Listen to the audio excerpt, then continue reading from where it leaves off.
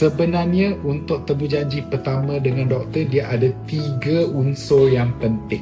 Unsur yang pertama yang paling penting ialah doktor akan mengambil sejarah perubatan daripada pasangan, daripada suami dan isteri. Sejarah perubatan, sejarah keluarga, sejarah apa-apa rawatan yang pernah dibuat, apa-apa ujian yang pernah dibuat. Satu history taking yang komprehensif sebegini memang sangat penting untuk mendapati apakah masalah kesuburan yang melanda pasangan ini. Dan through this history taking, kita akan mendapat idea apakah masalah yang mungkin kena diatasi. Part 2 ialah scan. Scan ni memang penting. Kebanyakan wanita sebenarnya tak buat scan unless dia buat health check up atau dia nak buat check untuk masalah kesuburan. Atau kalau tak, semua wanita hanya scan bila mengandung.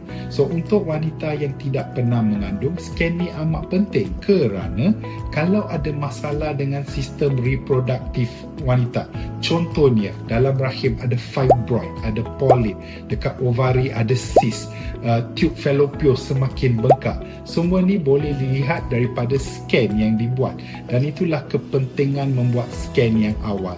Dan unsur ketiga ialah ujian air mani. Ni sangat penting. Dulu memang semua orang ingat masalah kesuburan adalah masalah wanita semata-mata.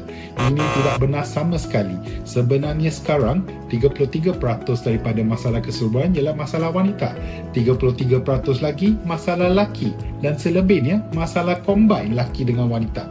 Maka dia sama weightage actually di antara lelaki dan wanita, dan inilah sebabnya dalam mana-mana saringan kesuburan, ujian air mani merupakan satu langkah yang sangat penting. Disebabkan ujian air mani ni akan memberi gambaran tentang 3 perkara asas air mani atau sperma, iaitu bilangan.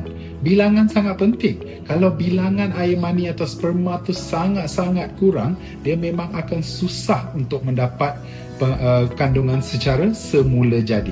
Yang kedua adalah pergerakan. Tak guna juga kalau bilangan air mani spermatozoa yang banyak tetapi tidak bergerak dengan aktif. So daripada ujian air mani, kita boleh tengok peratusan yang bergerak dengan aktif. Dan yang ketiga, bentuk sperma. Ni pun penting. Kalau kebanyakan sperma tu tak normal, bentuk yang normal kurang 1%, ini pun menyukarkan untuk mendapat kandungan semula jadi, kerana kebanyakan kandungan hanya akan dihasilkan dengan sperma yang perfect, yang elok. Dan inilah sebab ujian air mani sangat penting untuk 3 faktor ni: bilangan, pergerakan dengan bentuk sperma. So again, just to summarize, bila awak jumpa doktor pakar kesuburan untuk kali pertama, dia akan mengambil sejarah yang komprehensif daripada isteri dan suami. Dia akan buat scan untuk para isteri untuk tengok sistem reproduktif, rahim, faraj, tube fallopian. Dan yang ketiga, kita akan buat ujian air mani untuk mengetahui ada tak masalah dengan air mani suami.